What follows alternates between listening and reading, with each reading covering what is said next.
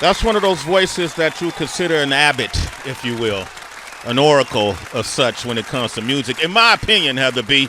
Listen. In my opinion. Say what it is, bro. Yeah, it's my opinion. Say what it is, That's bro. what I own.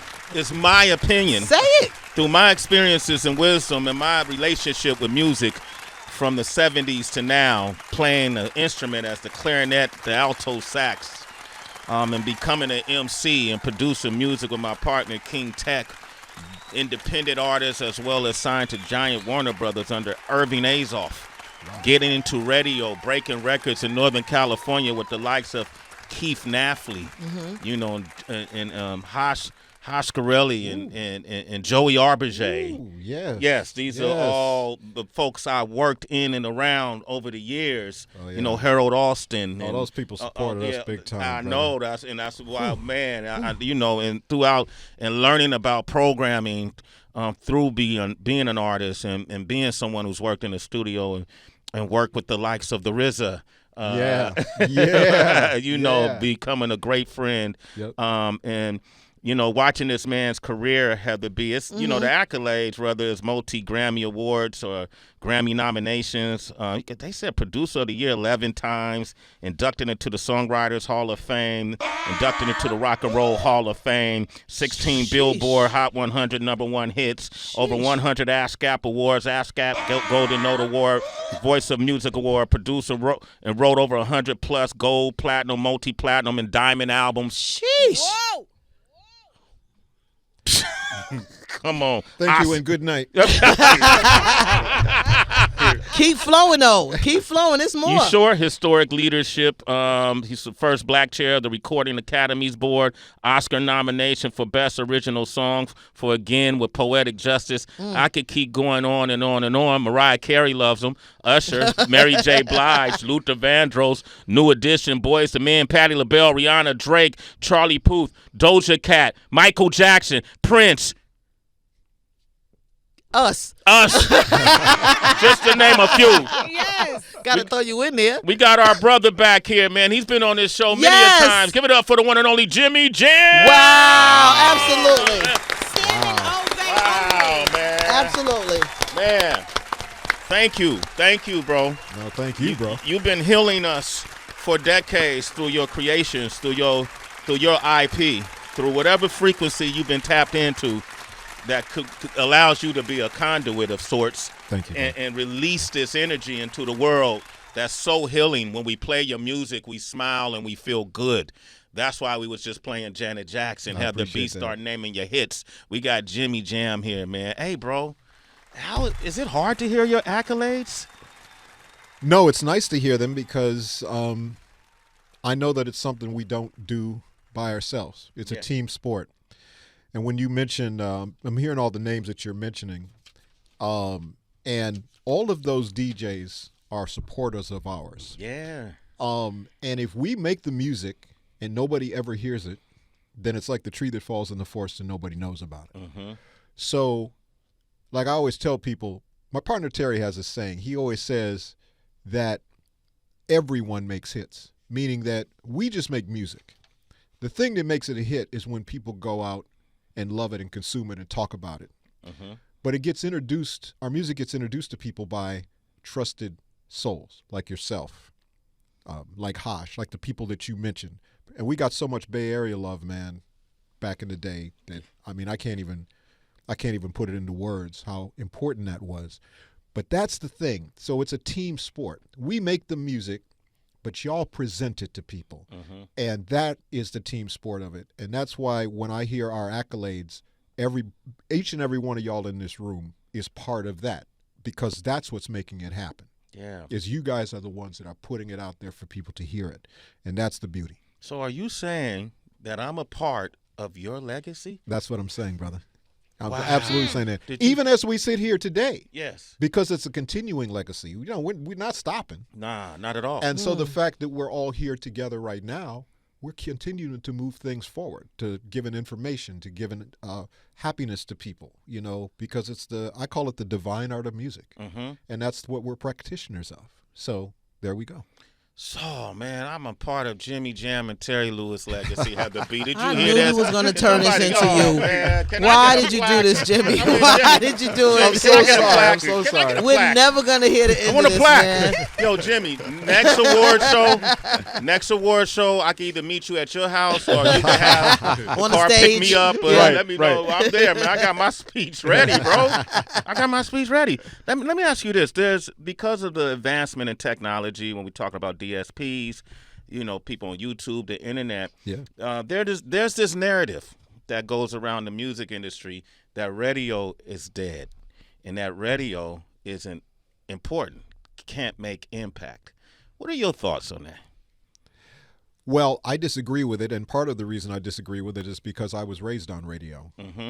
I grew up, and basically everything that informed me musically, at least what wasn't being played in my house on, with my mom's, record player, was things I heard on the radio. And I can tell you just in the way that Terry and I write songs. We've talked about this before, but for people that haven't heard this, growing up in Minneapolis, very white community, and probably 3 or 4% black when I was growing up. And so the music that I was hearing was all pop music. There was no black radio. There was a sun up to sundown AM station on the other side of town that you couldn't really pick up, right? So I wasn't hearing any of the black music, but I was hearing, Seals and Crofts in America and Chicago and Bread and the Carpenters. I was hearing all this pop music. So my information was all very much pop music. Terry actually grew up in Omaha, started out in Omaha, and then came to Minneapolis. So he had totally the black connection to music. And I remember when I first met Terry back in 1973, you have to put an and on it because it's so far back. He said 73? 73. 19 Okay, and 19 and 73, because you got to put the and on it because it's that far back. But when I met Terry, I remember he said, hey, where are you going? I said, I'm going to the record store. He said, what are you getting? I'm getting a new Chicago album. He said, Chicago? He said, what about Earth, Wind, and Fire? What about New Birth? What about Tower of Power? What about, and I was like I never heard any of those. And that's how me and Terry ended up bonding together. Wow. He was the one that really introduced me to that music, Parliament Funkadelic, all that music. And then I turned him on to, the pop music. And when we started writing together, we always say our style is the funky bottom and the pretty top.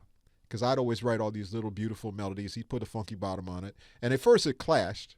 But then once we figured it out, probably our first record that was really a big record that kind of shows that was Just Be Good to Me by the SOS Band. Just be good to me. Y'all wrote that? I don't care about those. Wow.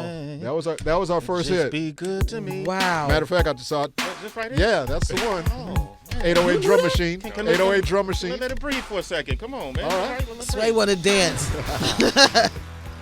Wow. Friday night videos.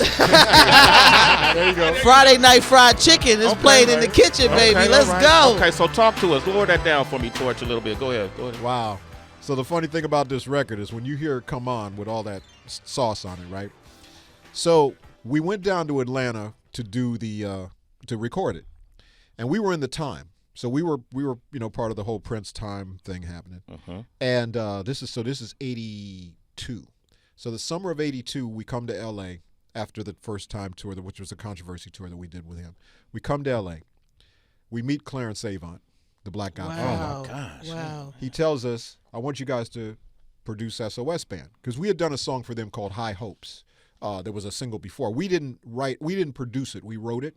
Leon Silvers III actually produced it. From the Silvers. From the Silvers, yeah. Who was, at the time, he Misdemeanor. was the guy. Yes, Mr. Come On. Yes. Yeah. All the great Solar records you ever heard, basically Leon Silvers III had something to do with those records, right? So, and he was one of the first people, actually he was the first person to actually put us in the studio when we came to L.A. He was like, here's the studio, just go to work. We said, okay, cool. So that was I thank him to this day for that. Anyway, so Clarence says go do SOS Band. So we got to go to Atlanta to do them. So we end up in the middle of the time tour, we had like 4 days off. And we were like, okay, let's go down to Atlanta and do this record, right? So we go down to Atlanta, we do the record. We get caught in a snowstorm. I know you guys heard this story before, the snowstorm story. So anyway, we missed the next time gig. And we thought, so when Prince found out about it, he thought we had gone down to see some girls. So he said, that's what you get for going down and seeing those girls. He literally said it like that. He literally said like, that. Can do the voice, like what he said. That's what you get for going down and seeing those girls. And we were like, okay, cool. But he had told us, don't produce any other acts, because he knew we wanted to do that, but he said, don't produce any other bands. So about a couple weeks later, Billboard magazine, picture of us in the SOS band. Jam and Lewis in the studio with the SOS band. And this is before the internet, right? So we're trying to hide every magazine because Prince is looking for his billboard. He's like, where's my billboard? And we're like, man, we're hiding it. And, of course, eventually he sees the picture. So now we fast forward to, summertime. This is now after the 1999 tour. Mm-hmm. So the day we're now going to mix Just Be Good to Me, we get a call that morning from Prince, and he goes, meet me at Sunset Sound at 5 o'clock, whatever. We're like, okay, cool. So we go, and I remember we saw the accountant was there. And so when we saw the accountant, we said, oh, he's firing us. We're getting our last checks, right? But he just said, y'all have a good session. We were like, okay. We go into a room, and the room is very much set up like this, although this much bigger room. But basically, it would be like, Heather, you're Prince, Terry, me, I'm not nobody here, okay. nobody here, and then Jussie and Morris here. And Prince goes, I told you guys not to produce other groups. And we said, yeah. And he said, and you produced the SOS band. And we said, yeah. And he said, so you're fired. And I said, okay, cool. And I got up and I walked out. Terry, trying to be tough. Yeah, man. Well, there was nothing to say. Yeah. And so Terry stayed in there a little while, tried to reason with him and stuff. So eventually Terry comes walking out. And Terry goes, by the way, I'm gonna set this up real cool because this hasn't happened before. Do you still have Just Be Good to Me queued up? The record queued up? Yeah, we can do that. Okay, so when I say, I'm going to say something, I'm going to make a cue and then just play the song and then you'll get the way we felt when we heard this, right? So we go now, we had the other session, this was at Sunset Sound that Prince was at. So we got fired at Sunset Sound. Mm-hmm. We go over to this other studio called Larrabee. And Steve Hodge was the mix engineer. Steve Hodge mixed all the Leon Silvers records. Mm-hmm. So when you hear The Whispers or you hear Shalimar or you hear Lakeside, any of those records, Steve Hodge was the guy that mixed those records. So we said, well, we want Steve Hodge to mix our record. We had never met him in our life. We walk into Larrabee Sound. He goes, hey, nice to meet you guys. We said, nice to meet you. He said, what's wrong? And I said, oh, we just got fired from the Time. He said, oh, man. He said, that's messed up. He said, well, I don't think you got anything to worry about because this record y'all got here, this is a smash. And he hits play, and the Steve Hodge mix of Just Be Good to Me comes out the speakers.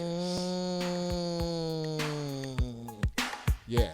Right there. We hear this, and then this part comes in, and we were like, oh!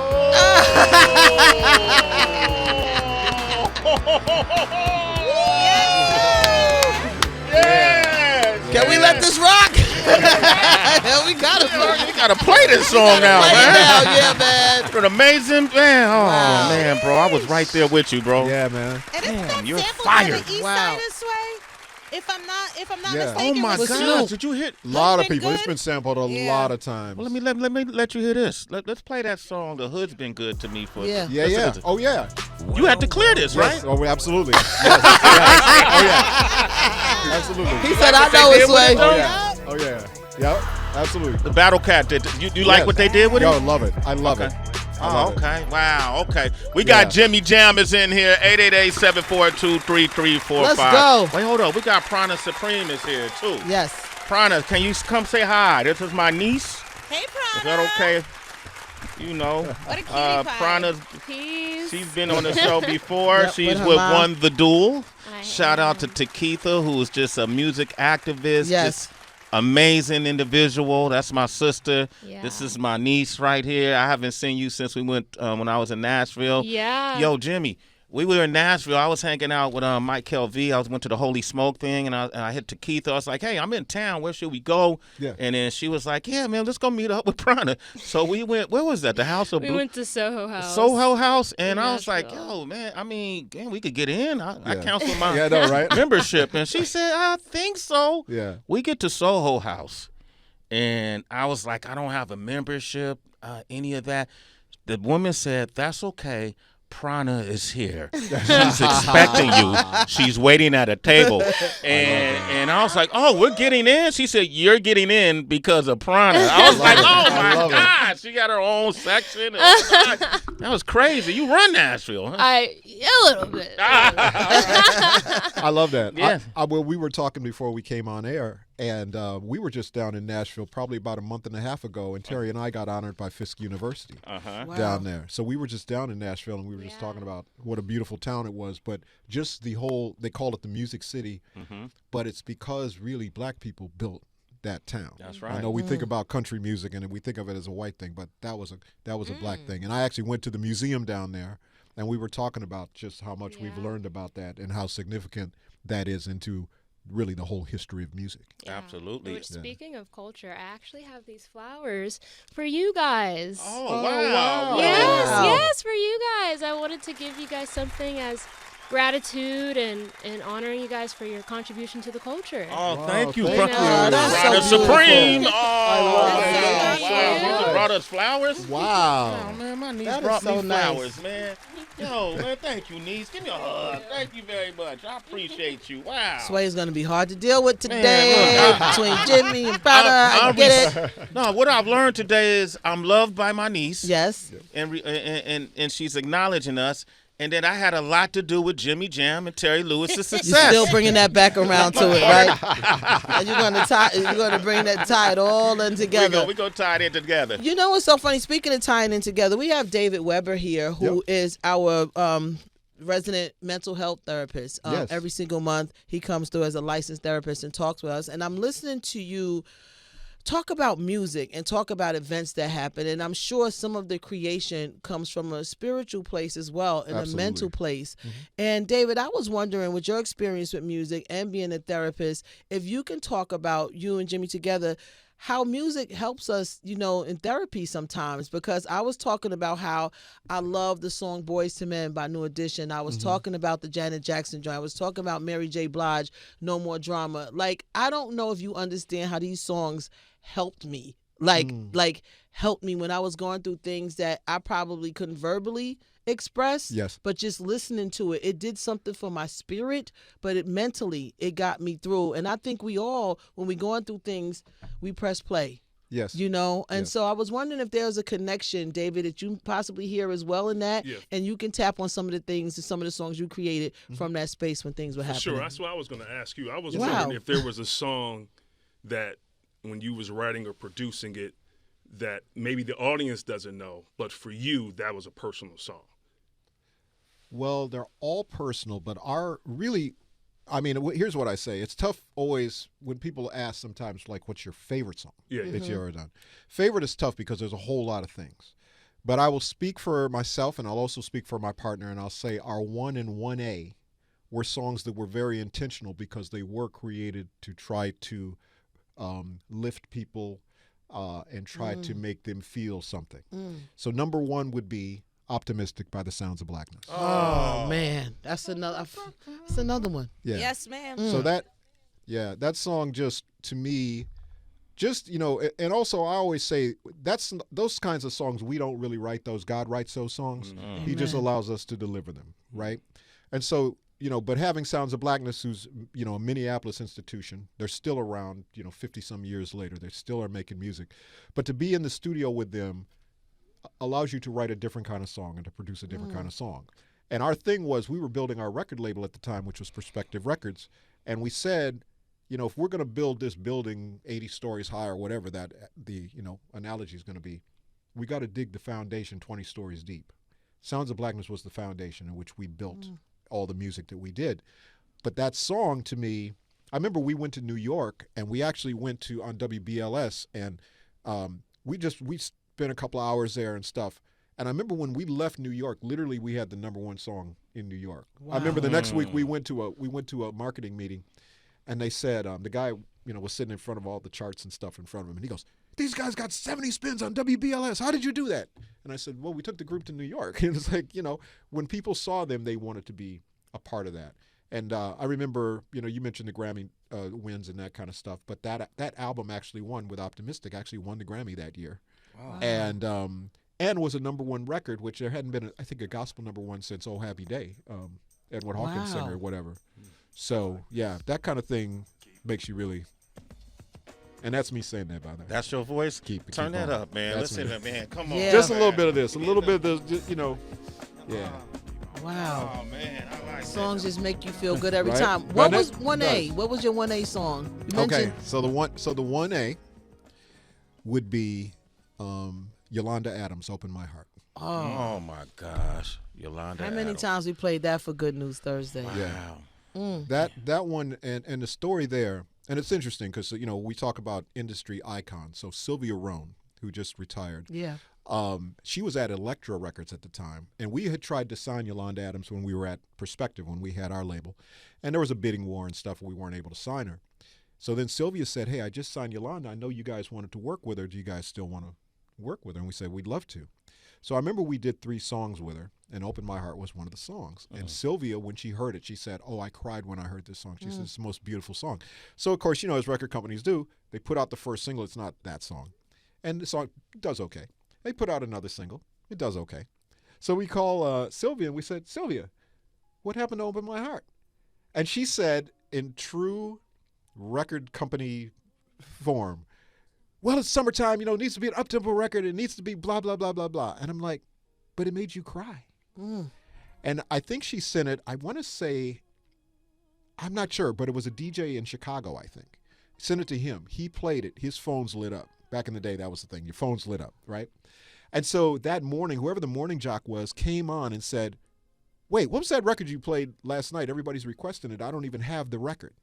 And at that point, she knew, oh, that's the record. This right here. Right here. Yeah. Yep. Let's hear that. Let's hear that, Torey. No. Reel up. Yolanda, The Yolanda Adams. Let me hear Yolanda Adams.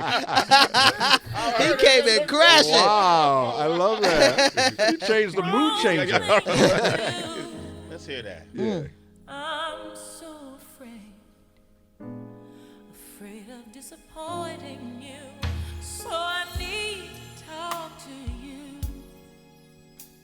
and ask you for your guidance, especially today when my life is so cloudy.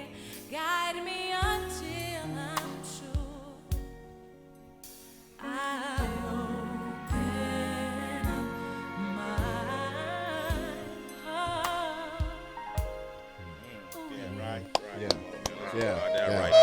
Yeah. Oh, man. Jimmy Jam is So- here, man. Man. So to Oh, me, yes, that man. kind of music, there's only certain music to me really changes the air in the room. Yeah. Yeah. And I think both Optimistic and that song really changed the air. And so I always say that if, 100 years from now, there was a time capsule, and on the time capsule it said Jimmy Jam and Terry Lewis and whoever, the aliens came down, whoever, and they opened it up, like, what would we want to play that represented us? So they would tell you everything you need to know about us, and those would be the 2 songs we would want to play. Wow. Wow. Jimmy Jam is Wow. here. David Weber's here. Beautiful. Thank you. Prana Supreme is here for One the Duel.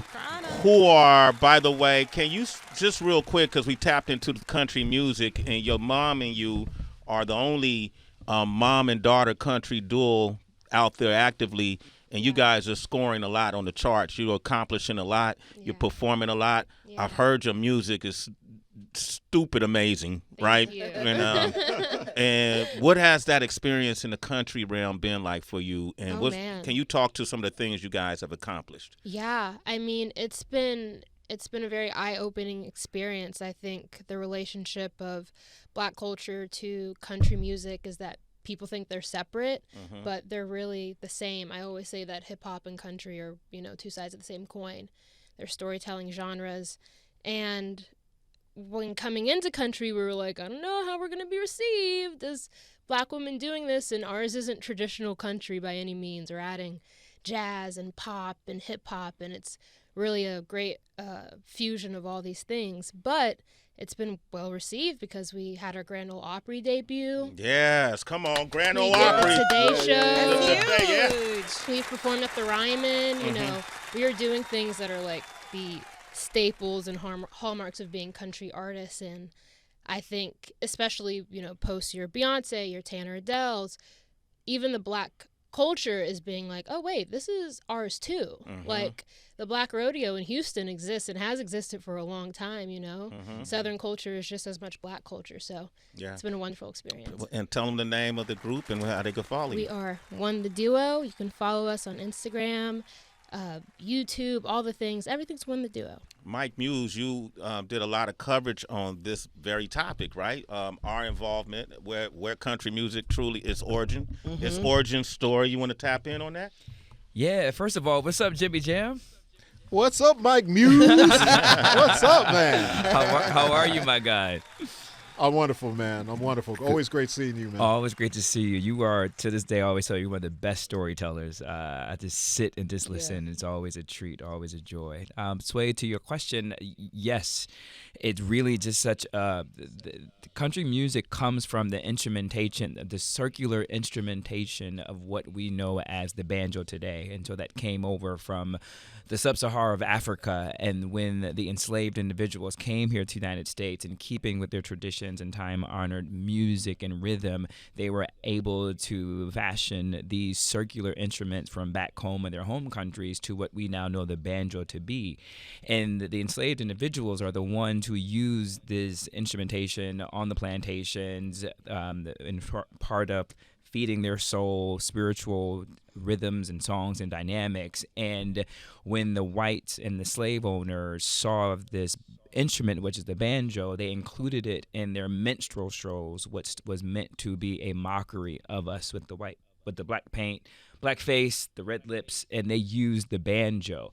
What ended up happening was the sound of the banjo became so popularized that it got integrated into music and turned into race records. And due to segregation, the Great Migration, North and South, that ended up becoming part of the constructs of country music. And due to race records and segregation, racism that existed, there seems to be an erasure of the role that black people and enslaved people had with creating the sound of country music. And so that is the origin story of country, that it is rooted in the circular instrument that comes from the the sub-Sahara of Africa.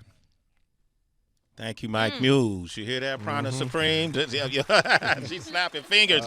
Look, Jimmy Jam is here. We got David Weber here. Prana Supreme is here. We're all here. We're going to open up the phone lines.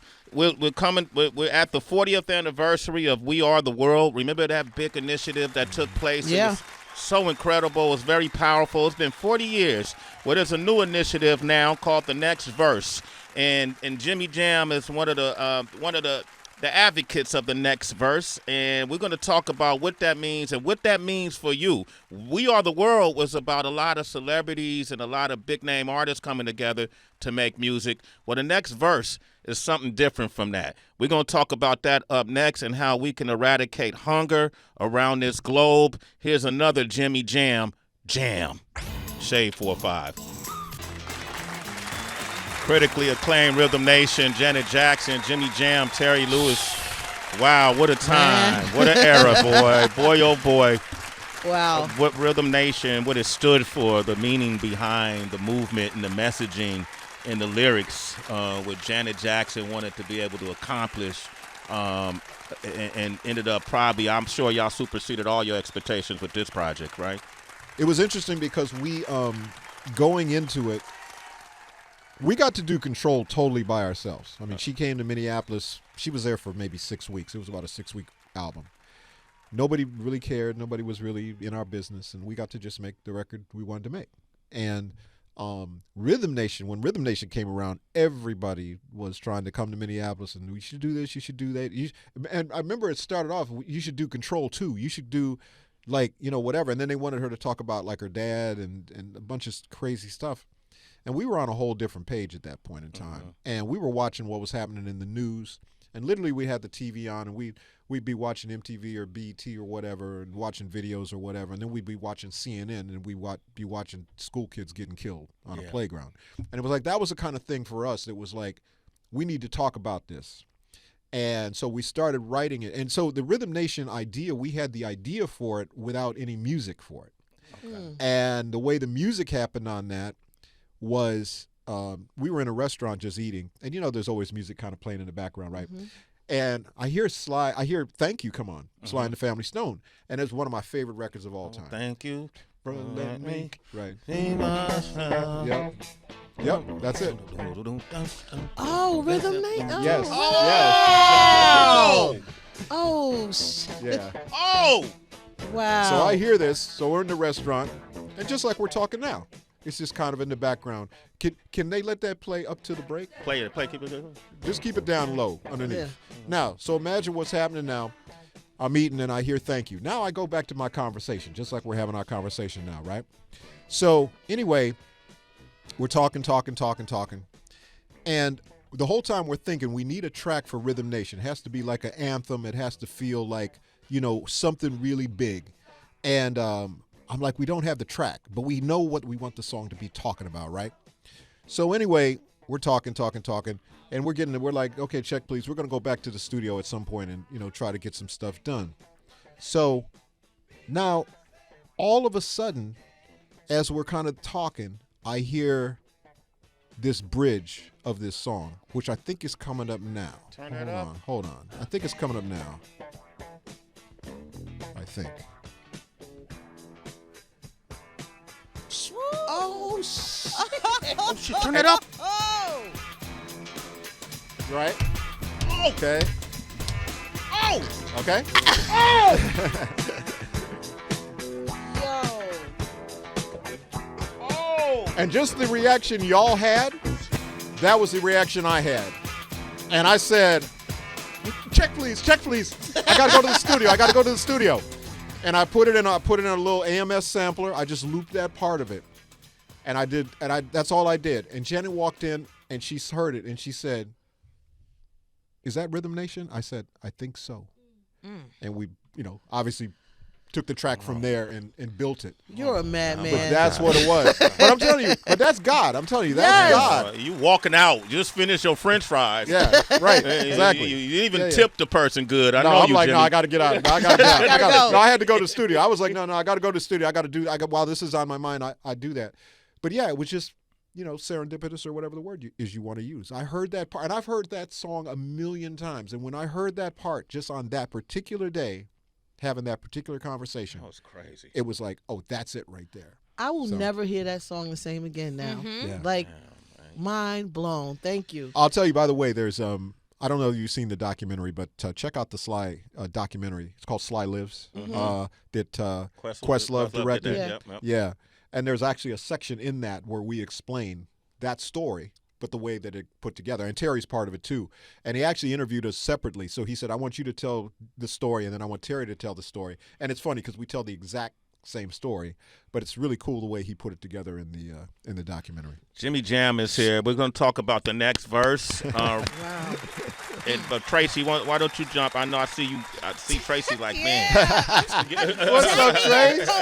What's up, Trace? Listen, Jimmy. Well, one, I have to echo what Mike Muse said. You have so many outstanding qualities, but you are a grand wizard of storytelling. So I just have to state that obvious, like, loud and proudly. And then two, I don't know if there's such a thing as like ghost voicing, but you and Barack Obama could definitely ghost voice each other's audio books if necessary. You sound so alike. Crazy. Can I tell you who just told me that the other day? So the Demon Hunters, the big Netflix show? Yeah, the show, yeah. So the Huntrix, the girls that actually sing, one of the girls is named EJ. Mm-hmm. And EJ, when she met me, I just met her like a week ago at Jingle Ball or somewhere. I met her, and then I saw her the next day at another event, and she said, you know, you sound just like Barack Obama. She said, have you been told that before? And I said, actually, I have been told that before. Because I walked into a room somewhere, like a studio somewhere, and I started talking, and somebody said, Jimmy Jam?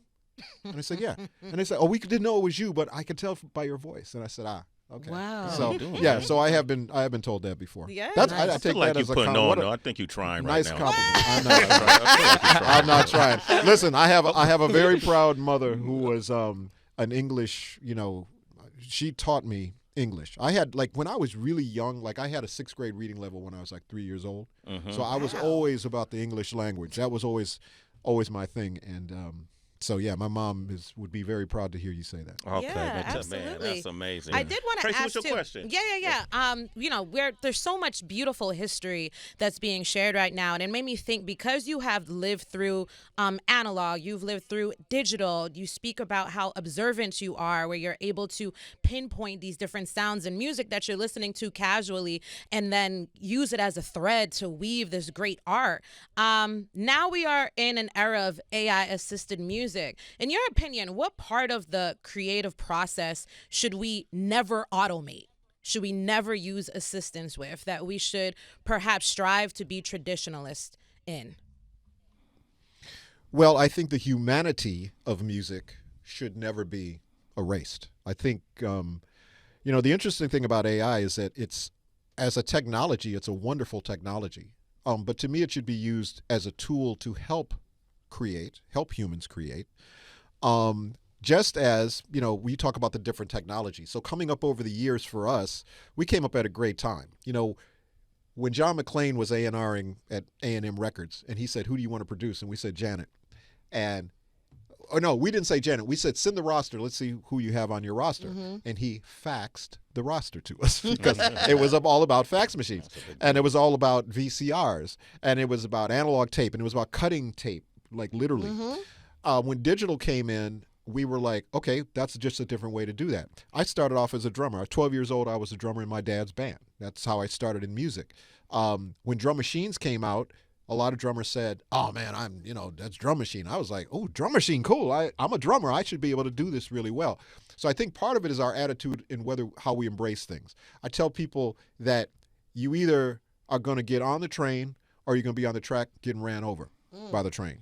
That's the way AI is. You better learn everything you can about it and then figure out how to make it work in your workflow.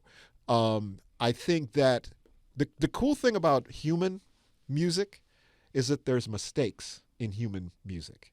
And a lot of times when I hear AI-generated things, they've erased all the mistakes. But a lot of the mistakes is the humanity in what makes the music great. And I think, I'm sure AI will probably figure out how to put mistakes into stuff. But I just think that that's the thing we hear when we listen to music and music that we really love. It's the quirkiness of the mistakes. Even when we did, Rhythm Nation was a great thing because when we did the Control album, we recorded it ourselves, and we recorded everything way too loud because we didn't know what we were doing. We didn't have an engineer. And when Steve Hodge came to town, same guy that makes Just Be Good to Me, he came to town and he said, who recorded this? And we patting ourselves on the back. Yeah, we recorded it. He said, it's way too loud. We said, oh, can you save it? He said, yeah, it'll be fine. He said, but next time I come, I'm going to teach you guys how to record. And actually he did. The next record we did after that was Human League. And so he actually taught us how to do, the actual recording. But my point is, the reason Control sounds the way it sounds, like if a proper engineer would have done that record, it wouldn't have sounded the way it sounded. Right. But that happened because in watching Prince record, he always recorded with everything in the red. And so we're like, oh, we're going to record like Prince, right? But his machine was set up different than ours. So we were making a big mistake. But that mistake turned into that sound that people still to this day try to emulate. Yeah. So I just think that's the not the danger of AI, but I think the thing that we will never replace humans. And I also think, but I think the big thing with AI, the other thing with AI, is that it's about the compensation for doing it. Like if you're going to take people's voice, whatever, you have to pay them for that. The other thing is the permission to do it. Like when I see things out there and I'm going, yeah, oh, that's funny. Oh, that funny baby is really funny, or that, that thing. But are you getting the people's permission to actually do that? And if you are then putting it on a site where you're then generating income, are you paying them a royalty for that.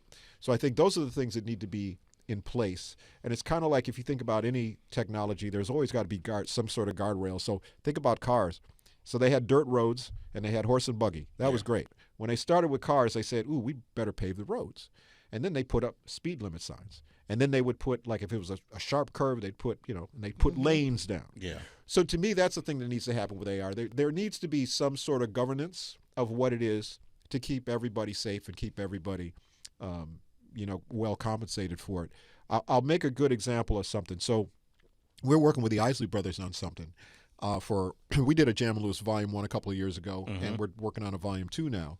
And, we came in and they did a beautiful vocal because they're amazing. And there's a thing where we can call them to come back and do this little vocal part. Yeah.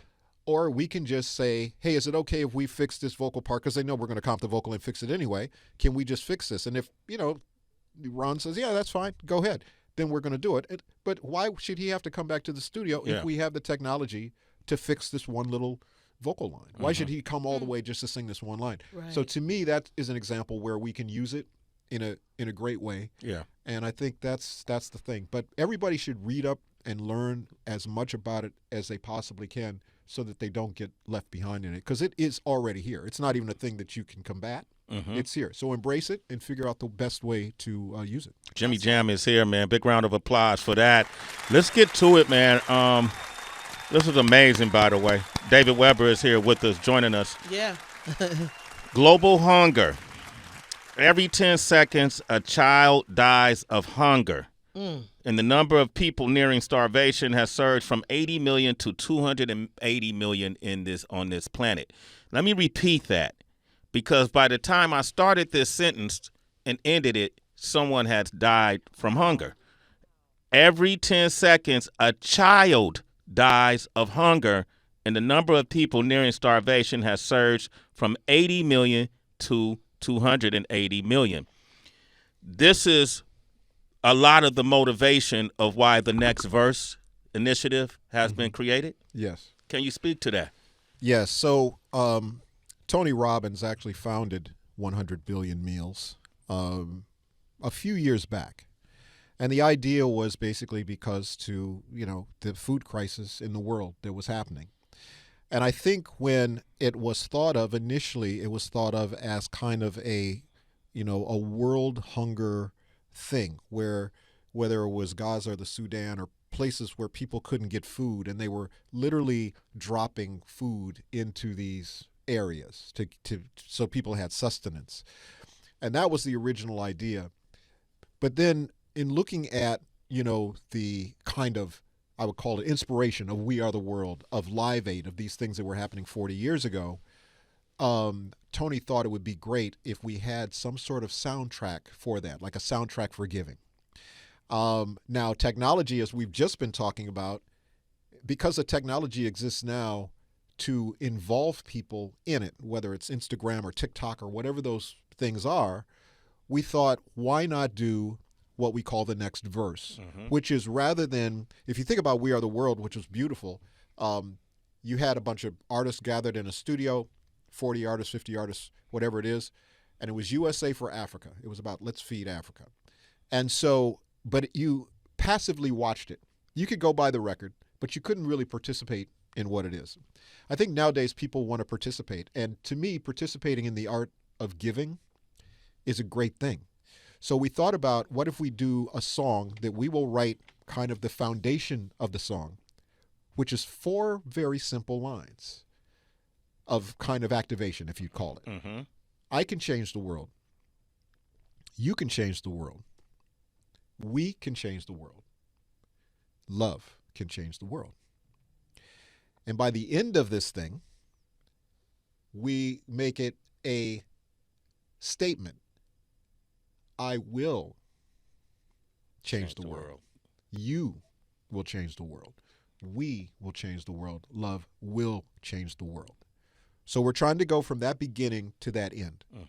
And so what we're doing is we're writing a song. Listen, I have a bunch of great songwriters, obviously my partner Terry Lewis, starting with him, but really people from all kind of realms of music that are all contributing verses to the song, right? So for instance, John Bon Jovi is part of this. And Desmond Child, who wrote Living on a Prayer, which is the biggest Bon Jovi song, he's writing verses for John Bon Jovi to sing in the song. We have people like Fauntleroy, who did, all the Bruno Mars stuff and Die With a Smile and all that. He's writing lyrics for people to sing. There's a guy, I don't know if you know him, he might not be that familiar, named Greg Alexander, but remember the New Radicals? Yeah. You got to get what you give, right? I got a T-shirt with New Radicals. Do you? Yeah. Yeah, I love them. So I hit Greg, and Greg sent me back right away, sent me a beautiful thing. So the idea is we're building the song, we're kind of building the plane as we're in the air, but we're building the song, and what we're going to do coming up on the 16th of December, we're actually going to record this song. So if you think about We Are the World, if you could have been a fly on the wall in that session and watched how that came together, because we have the technology of Zoom, we're inviting everybody to join this recording session. And so you can watch as we record the song. You'll be able to do it, and you'll be able to interact. There's different levels of giving you can do. The Zoom is going to be free for anybody. And, of course, there will be a donation page on the Zoom. But in addition to that, for $10, you can join at an elevated level where you can actually, set yourself next to your favorite star, because there's a bunch of stars that will join us on Zoom. And so you can put yourself next to them and do that. And then there's also a $19.99 or $19.95 per month thing that's called the Lifesavers that you can also join that'll give you all kinds of different things. So the idea is you then can write your next verse. So we want the song to not be our version that's going to come out Christmas Day. Okay. We don't want that to be the stop of the song. We want you to hear that song, and then we want anybody who's, whether you're a TikToker, whether you're a professional musician, whatever, add that next verse, add that remix, do that dance version, do that country version, do that whatever. But it makes the song everybody's song. It's a song that should belong to everyone. Everybody should feel empowered to give and empowered to add that next verse. So it's kind of the way we're trying to do it. And I will say, behind the scenes, although now I'm blasting him because he's not going to be behind the scenes anymore, Lionel Richie, who of course was the foundation of We Are the World, We Are the World, along with Michael and Quincy. Lionel has been advising me behind the scenes because it's one of those things that he just said, I've done this, I know what it is, here's what to expect, here's what to do. And he's kind of given us the seal of approval where he's just kind of gone, okay, I love what I'm hearing, I love what you're doing, and that's wonderful. And I will also say, on the Quincy Jones side of things, and we've been talking a lot about divine alignment or whatever we want to call it. So I'll tell you a divine alignment that's really interesting. So when Tony Robbins called about doing this song, we had just cleared out a storage space, right? And so for our wedding, we had asked, and I've been married 31 years to lovely Lisa, my beautiful bride. We love to hear it. His ghostwriter. Yeah. That's right. His Muse. There you go. Yeah, Lisa's great. Well, matter of fact, I'll just say one thing about Lisa. When I was dating back in my early days, and when I was dating, at some point in time, I always would get told, somebody would say, "You love your music more than you love me." And Terry, my partner, would always say, "Oh, that was like my off switch." When somebody would say that, it'd be like, "You don't get it." Because to me, that's like saying, you love water more than you love me. You love oxygen more than you love me. Right? You don't understand. It's like music isn't something I do. It's like really who I am. So I need that. And Lisa was the first person to not only say that to me, she never said that to me. She totally got it. She totally understood. But she also said, I remember, because I didn't have kids. I was never going to have kids. That's a whole nother story. I was not going to have kids.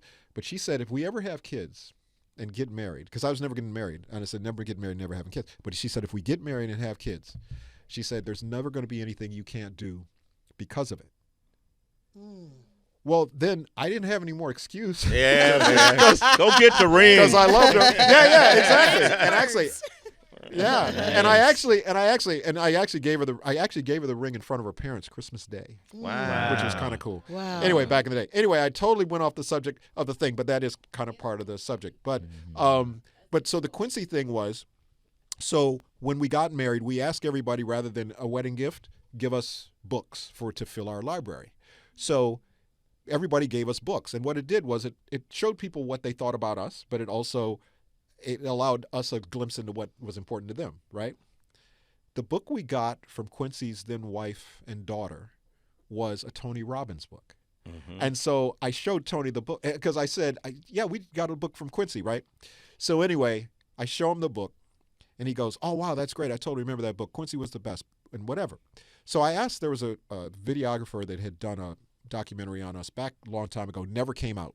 And there was some footage of my kids on there from a long time ago when they were little. I said, would you send me that footage? He sends me the footage. On the footage he sends me, there's an interview with Quincy Jones. Quincy Jones says, he talks about the art of collaboration. Mm-hmm. And he talks about how, back in the day, whether it was Count Basie or Frank Sinatra or, whatever, all these different things. And then he said, and We Are the World. He said that was like the ultimate collaboration. And then he says, and Jimmy and Terry understand that. Mm. He said, I don't know where they get that from, but they understand that art and whatever. And this was from 25 years ago, probably. Mm. And when I saw it, it was almost like between all of these parallels of, his family giving us the book at our wedding and him saying this, it was almost like he was giving us instructions that this is what you need to do.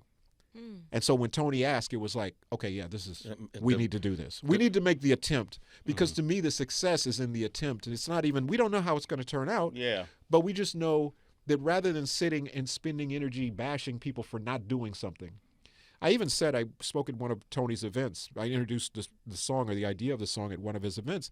And I said, we look at billionaires and we go, why didn't they do something? Well, we can do that. Or what we can also do is if we collectively each give $1, if $1 billion of us give $1, there's our $1 billion, right, but there's our community. Yeah. And we're teaching the art, and it's an art, the art of giving. Mm-hmm. And you're giving people a chance because people look around and they see things that are wrong and they go, what can we do about it? We want to be here's what you can do about it. And let's do it through music, the divine art. Yeah. So that's kind of the mission. Sorry to be so long-winded. No, man, bro. I love it, man. Give it up for Jimmy Jam. And so what this means, you could go to 100billionmeals.org. Yes. To participate in this. Yes. Right? So if you any creators, if you're a writer, if you're a choir, yes. If you're just a fan, you're a singer, go to 100billionmeals.org. Yep. Right? Yep. December 16th. Tuesday. Yep. And you could not only watch this session, you can add to it. Yes.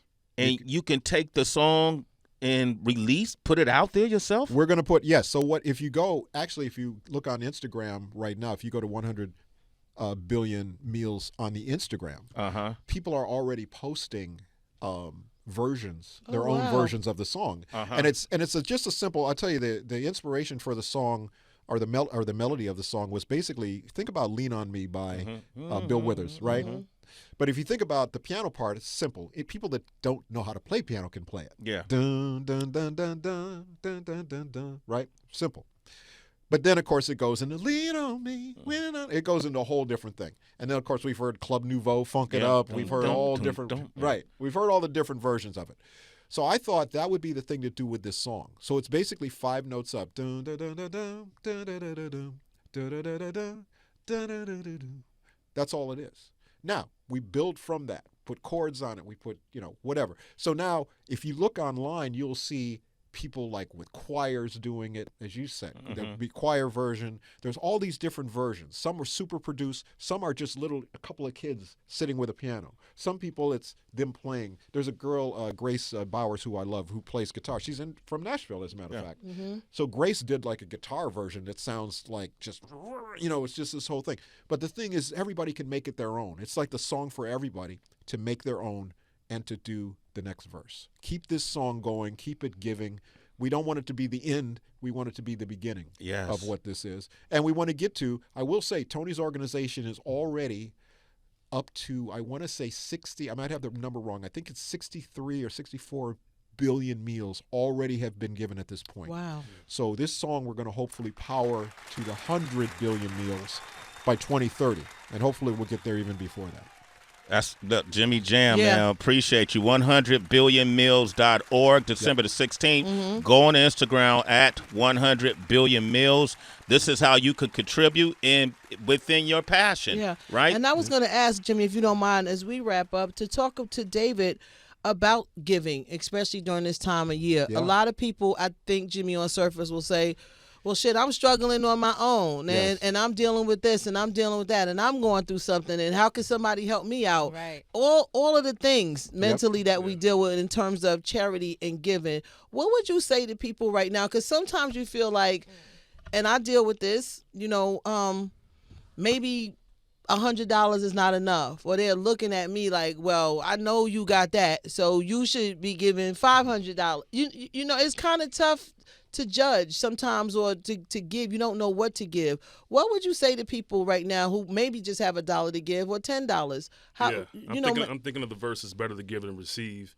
Whatever you got, I think, is going to help somebody, period. It doesn't really matter what the number is, obviously. And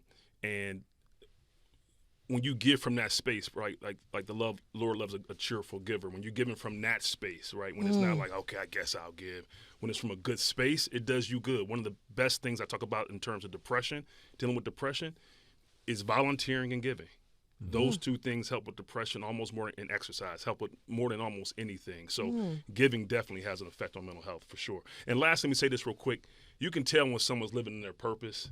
Like, you speak in such a way that it's obvious. Obviously, you've been in your purpose. You've made a bunch of records and everything else. But when you speak about it, it's evident that you're exactly where you're supposed to be. Thank you, brother. Wow. I appreciate that so much. But I think, yes, so you just said it. So mental giving, and particularly at this time of year, $1 means so much. By the way, I mean, let me put it to you like this. $1 in this organization is 4 meals for somebody. Wow. So $10 is 44 meals. Wow. So when you think that it's not doing anything for you, and my thing too is, listen, we live in a society now where there seems to be a lot of negativity. Well, negativity, actually hating on somebody, criticizing somebody, there's an energy that you're expending to do that.